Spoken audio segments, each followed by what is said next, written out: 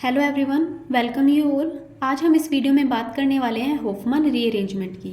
और इसी Hofmann rearrangement को हम बोलते हैं होफमैन ब्रोमोमाइड डिग्रेडेशन रिएक्शन।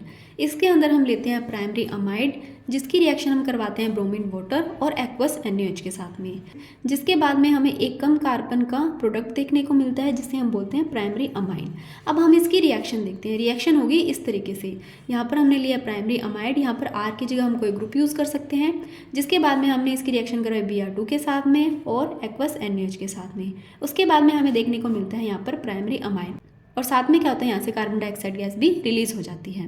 अब हम इसी रिएक्शन का मैकेनिज्म देखते हैं कि हमने किस तरीके से प्राइमरी अमाइड से प्राइमरी अमाइन का फॉर्मेशन किया है।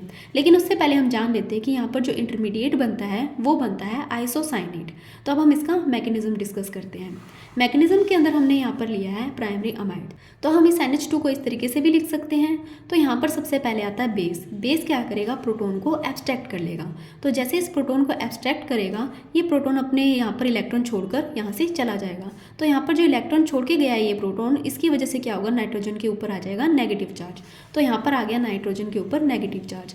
अब यहाँ पर क्या होगा, यहाँ पर Br2 है। ये Br2 क्या करेगा, एक Br यहाँ पर अटैच हो जाएगा और एक Br नेगेटिव की फॉर्म में यहाँ से रिमूव हो जाएगा, और हमें देखने को मिलता है ब्रोमोमाइड। इसे हम N ब्रोमोमाइड भी बोल सकते हैं। अब यहाँ पर क्या होगा, फिर से बेस आएगा। अब ये बेस क्या करेगा, फिर से प्रोटोन का एब्स्ट्रैक्शन करेगा। तो ये वाला जो प्रोटोन है, ये प्रोटोन क्या करेगा, ये बेस एब्स्ट्रैक्ट कर लेगा और यहाँ से फिर से H2 का रिमूव हो जाएगा। अब यहाँ पर जैसे ये प्रोटोन रिमूव होता है, इस नाइट्रोजन पर आ जाता है नेगेटिव चार्ज।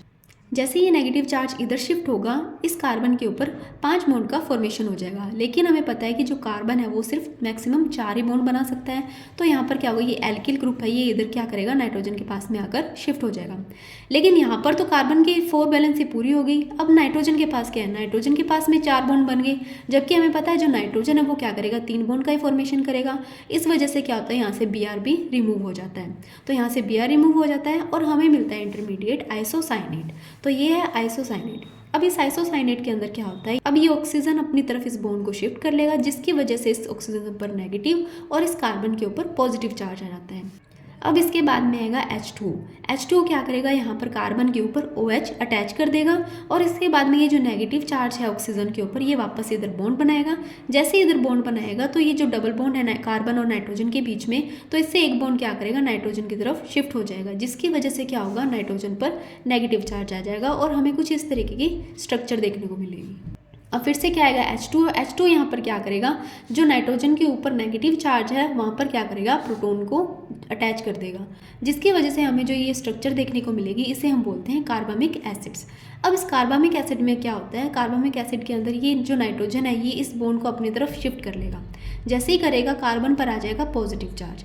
अब इस पॉजिटिव चार्ज को क्या है, ये ऑक्सीजन अपने लोन पे डोनेट करेगा, जिसके बाद में इन दोनों के बीच में डबल बॉन्ड का फॉर्मेशन हो जाएगा और हमें इस तरीके से स्ट्रक्चर देखने को मिलेगी। तो यहाँ पर क्या था, नाइट्रोजन पर आया नेगेटिव चार्ज, क्योंकि इसने क्या किया था, ये बॉन्ड अपनी तरफ शिफ्ट कर लिया था, और यहाँ पर जो कार्बन और ऑक्सीजन के बीच में हमें देखने को मिल रहे हैं डबल बॉन्ड।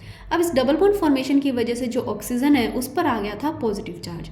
अब इस पॉजिटिव चार्ज को न्यूट्रलाइज करने के लिए जो प्रोटोन है, ये अपने इलेक्ट्रॉन डोनेट कर देगा और खुद यहाँ से रिमूव हो जाएगा। तो जैसे ये प्रोटोन रिमूव होगा, ये जो नाइट्रोजन है इस प्रोटोन को अपनी तरफ खींच लेगा, जिसके बाद में हमें फाइनल प्रोडक्ट देखने को मिलता है प्राइमरी अमाइन, और साथ में रिलीज होती है कार्बन डाइऑक्साइड गैस।